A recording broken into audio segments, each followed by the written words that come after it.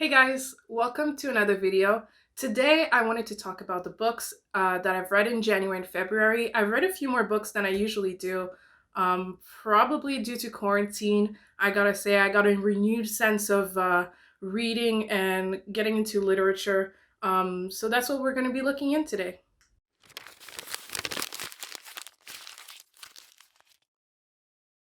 Okay, so we're going to start in chronological order to the books that I've read this year.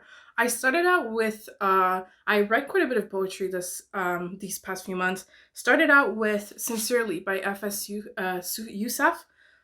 This one is actually a series of collection of poems and a few drawings that he made for his then girlfriend. And it was basically a collection of poems that he'd written about her over their time together, and he decided to make it a collection. And at the end, he asked her to marry him, which I found was really cute. Spoiler alert, they're now married, so it's like a very happy ending.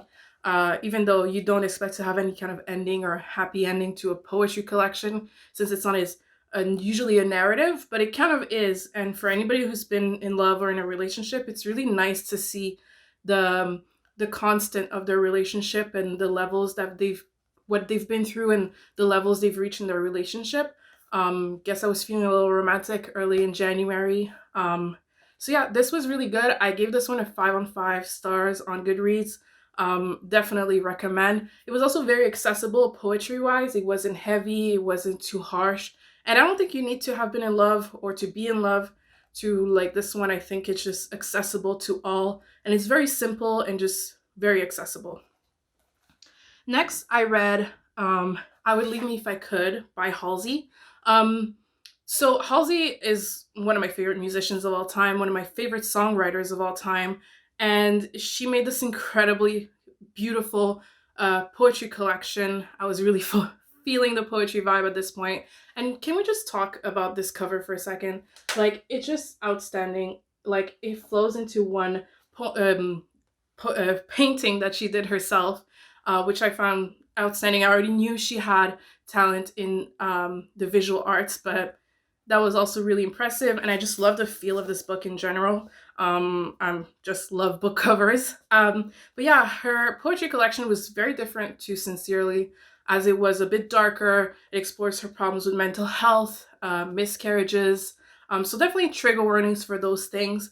However, if you're usually attuned to anything Halsey has released in the past, whether it be paintings or music or the poetry she posts on her Instagram stories and things like that, you won't really have a problem with this. This is definitely fully 100% what you sort of seen from Halsey before, and it has a lot of subjects that she's talked about before. But yes, trigger warning for depression, anxiety, bipolar disorder, miscarriages, sexual assault. So definitely keep an eye out for that. But I still think it's definitely a poetry collection to read, and definitely if you're a fan of Halsey to begin with, I see no reason why you shouldn't pick this one up.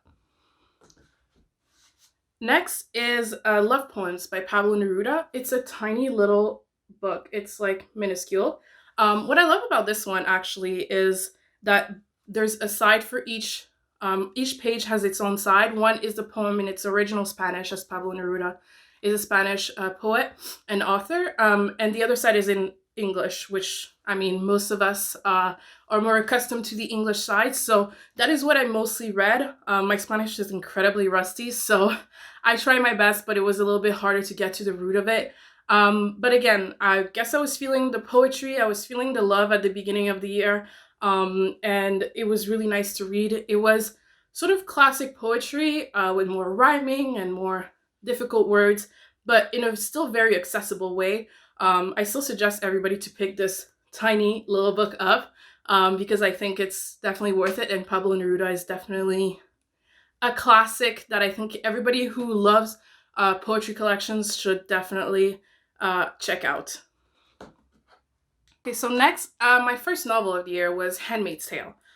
This one was kind of a surprise, in the sense that I heard a lot about *Handmaid's Tale*. Margaret Atwood is a very well-known Canadian author. I love reading from female authors in general. And then was that huge HBO TV show with Elizabeth Moss that's like, taken over. We've seen references of Handmaid's Tale all over pop culture in the past few years. They just announced their 4th season with a trailer. So I definitely had to pick this book up, and I've had it on my bookshelf for probably over a year. So I thought, why not? 2021 is a new year of new discoveries. So why not pick up this older book? I was kind of disappointed, to be honest. I love Margaret Atwood's writing style. I love her world building.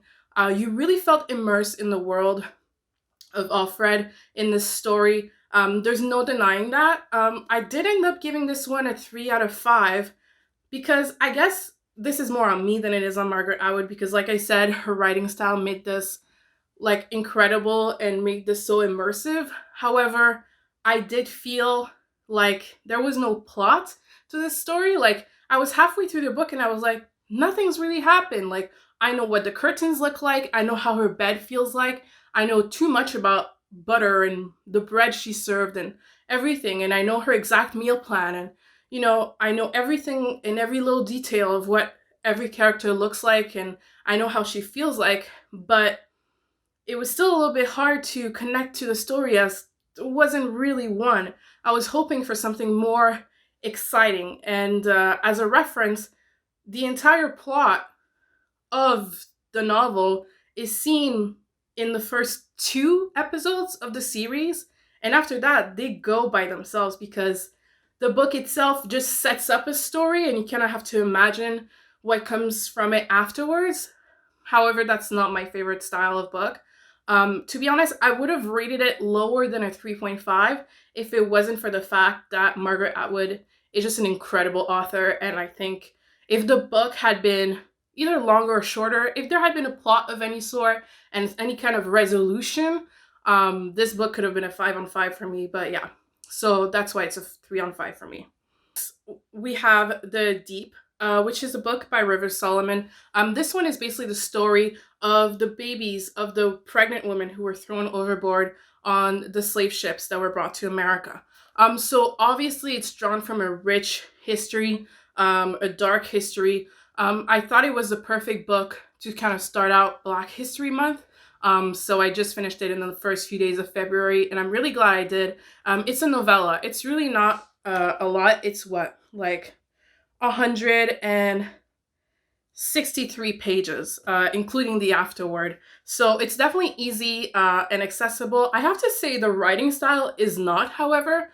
Although the novel is short, the way River Solomon writes, their writing is so rich and so deep, and so is the history that is talked about in this novella, that it didn't feel like a novella at all. It really felt like a richer, deeper novel, which was really interesting and very powerful. And as a Black woman, this story touched me in very different ways, as the main character is a female presenting character, Black woman or descendant of Black women, of course.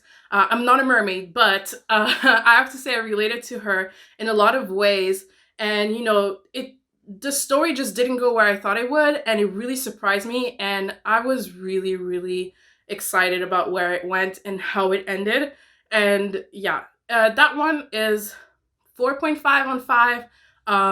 Maybe if it had, I think if it wasn't a novella, it would have been a 5 on 5. But honestly, that was amazing, and I really want to read more of Rivers Solomon work if it's anything even remotely close to this. But I had never really read an Afrofuturistic novel before, or anything of the sort before. You know how the world is. You know how North America is. It's mostly white authors with white stories. So it was really nice to have a Black author telling a Black story and having it be still exciting and not about racism itself, because although I think those stories need to be told, sometimes I want to be able to read about someone like me without having to remember all the suffering we go through on a daily basis and just racism in regular. So that was really nice. And I have to say, the cover of this book is simply outstanding. Just the colors, I love it. And there's nothing to me like seeing someone with melanin on a book cover, like literally every time, just the best. Like, it's hard for me not to pick up books at the bookstore if there isn't, like, when there is someone who has melanin on the cover, it's like, I want it, I need to have it. I don't care what it's about. Is it middle grade? Is it YA? Is it, adult? I don't care. I need it on my bookshelf. And considering that most of the time that I've grown up, if not the entire time that I've grown up, I've never had someone with melanin, like no one Asian, no one brown, no one black on any book cover ever. And now I feel like these days, like, they're kind of everywhere, and it's like the most exciting thing, but honestly, my wallet is crying. But it's okay. I think it's worth it. Honestly, that's me. Speaking of brown authors, the next is Homebody by Rupi Kaur. I have read her previous work, Milk and Honey.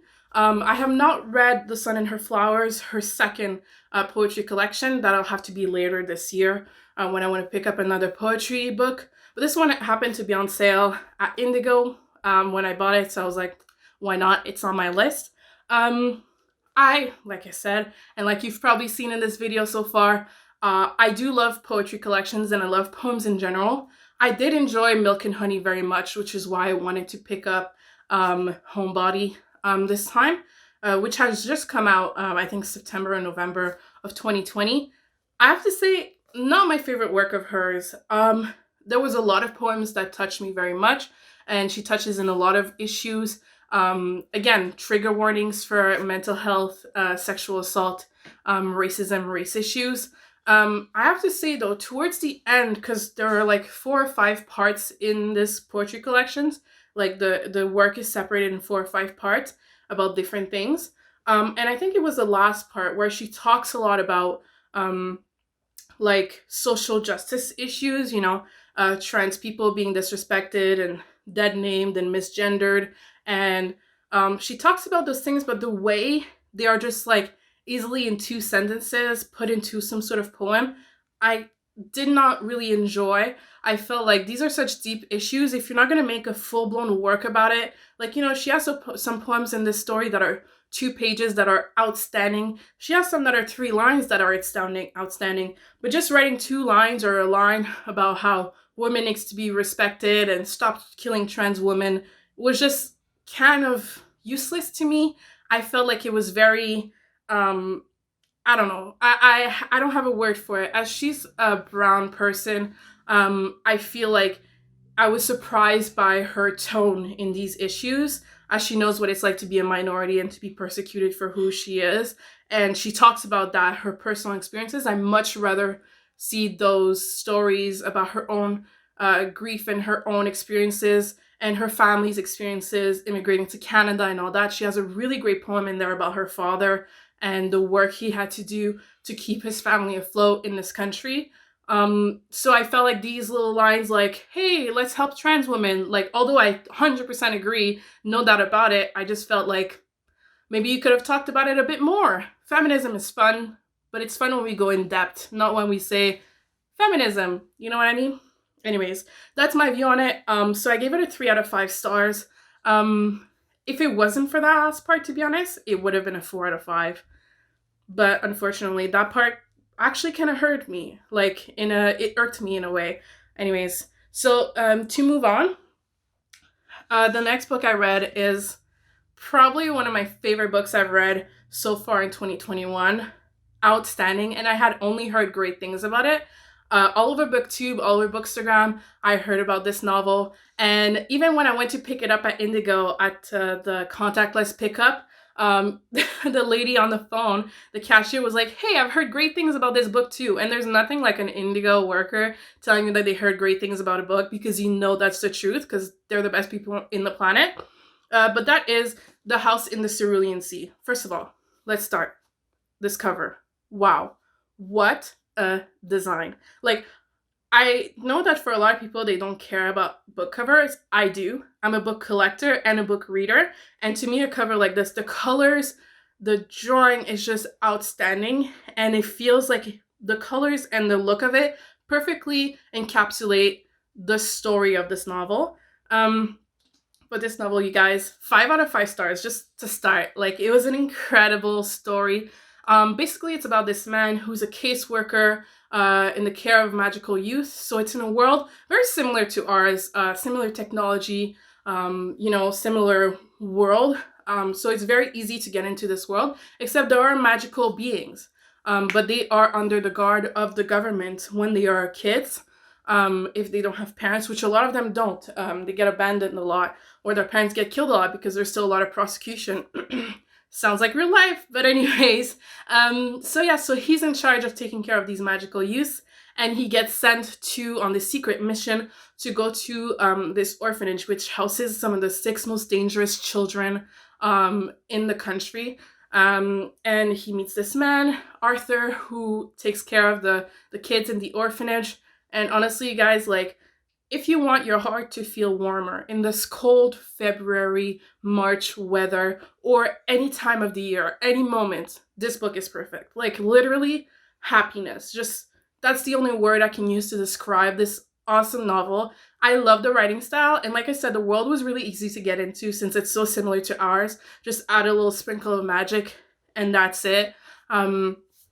It was just the best. I loved it. There's a bit of romance, there's a bit of mystery.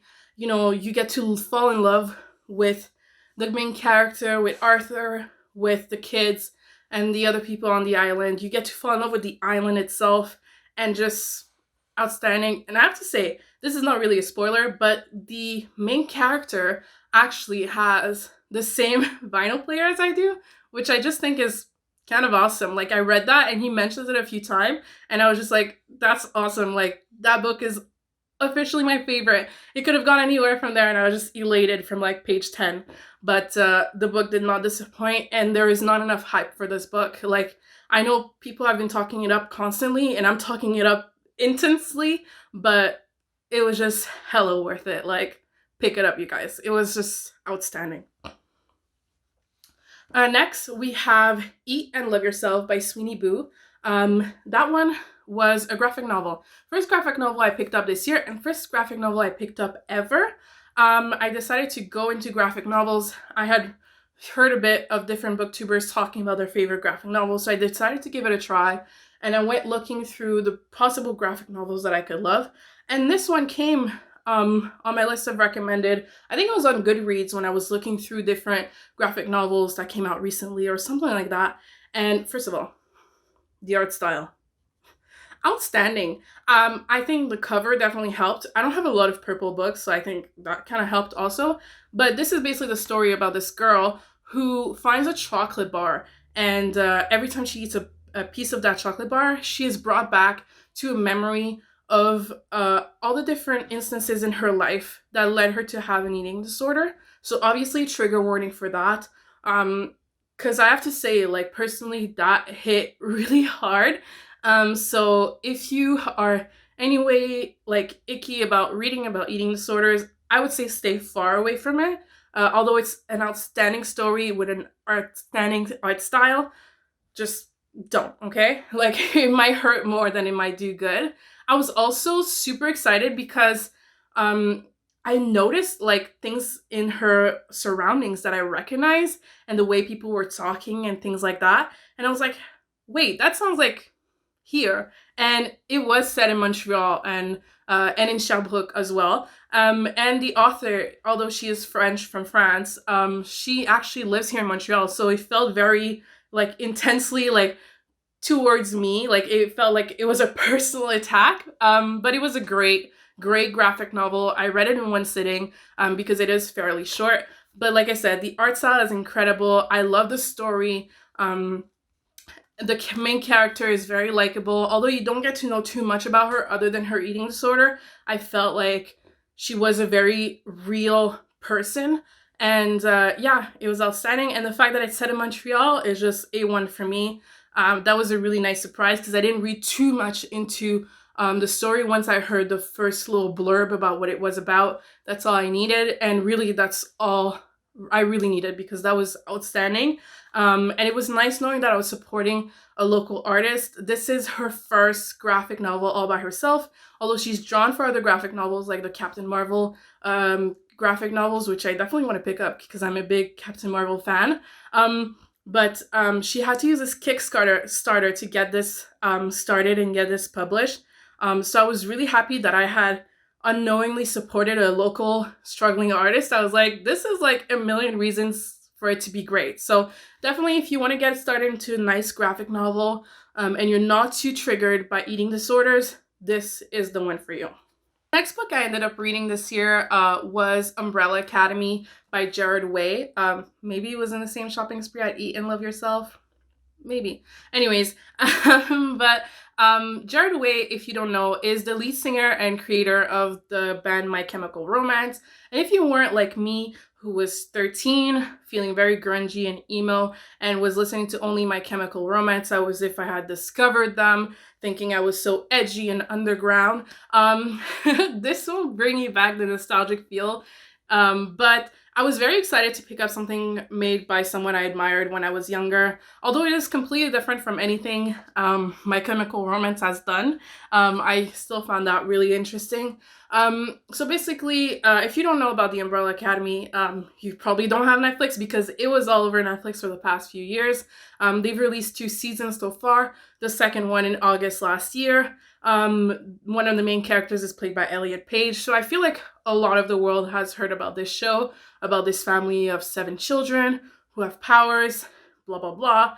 But I was really excited because I was a bit skeptical because the graphic novel, I was scared would be too close to the TV series. Since I had just watched it, it was fresh in my mind. I was a bit worried that I was going to get bored. However, that was not the case, as they still differed in very specific ways from the graphic novel when Netflix did the show. But I was really happy with the changes they made. Like, I appreciate the show itself and I appreciate the graphic novels for different stories. So I'm excited to pick up the volume 2 and volume 3 of the Umbrella Academy series, because at least now I know that since this differed from season 1, although it starts and ends at the same time, there are parts of the story that have been changed. I'm excited to pick up volume 2 and volume 3 and still being excited by the rest of the show.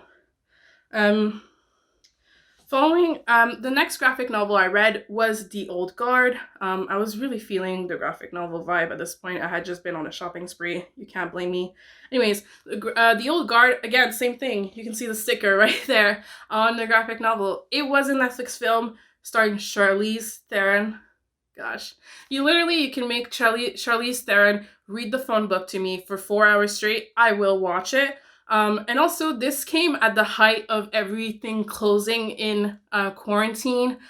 So the movie was like super hype. At least it was here in Canada. I know it was like top 10 of Netflix, if not number 1 on Netflix for like weeks on end, because it came out in September of 2020. Everything was closed here, movie theaters as well. This was the only major motion picture that had come out in the last few months, other than Tenet, which came out, but we had movie theaters open for like literally 2 weeks here in 2020. So people were starved for entertainment. And luckily, this was a good movie. Like, it wasn't just because this was a desert and they were a water bottle. Like, this was actually a good movie. And again, Charlize Theron, can't go wrong with that. However, the graphic novel, loved it. I love the art style, love the story. But my fears that I had with Umbrella Academy that did not apply to this one, because The Old Guard was exactly like the movie. So I was a bit saddened because it was a bit boring. Like, I knew the story really well. I had seen The Old Guard and I enjoyed it really well. I think I might have seen it twice. Guys, very starved for entertainment here. So it was a bit, boring to basically watch it all unfold cut by cut. Like, it kind of looked like I was reading the director's notes before starting the movie. So although the graphic novel deserves all the respect it has, which is why it's still a 5 on 5 stars for me, it was just boring of an experience to have seen the movie before reading the graphic novel. And I think the reverse would still have been true. Usually I like to read a book before I see the movie. And it's kind of a rule that I have set for myself as well. Same thing for TV shows as well. Even if they change, like, I like having the original script, the original story in my hands. But this one, I think, even if I had read the graphic novel before seeing the movie, it would have been the same level of kind of boring, because it was exactly the same pacing, the same, like, the dialogue was the same. There was obviously more dialogue in the movie than there was in the graphic novel, but still, it was pretty much word for word the same. So there's that. So maybe if you want to pick this one up, which I still think is worth picking up, if you've seen the old guard, maybe wait a few months until it's like not as fresh in your mind, and then I think it'll be a lot more enjoyable for you. Um, the last book I've read in February was Heartstopper, which I just finished. Volume 1. That is, I still have yet to pick up Volume 2 and Volume 3, but these are far up on my list after reading Volume 1. I had only heard amazing things about this. I mean, look, it's about boys falling in love. It's so cute. It's just, the art style is very simplistic. Like, they're just little blocks. So it's very easy read, even though it's thicker for a graphic novel. It was like a super speedy read. It was definitely a one-sit read for me. But gosh, did I wish I had bought Volume 2 and Volume 3 at the same time. Like, damn, like, mistake. But anyways, I'll have to wait for the others.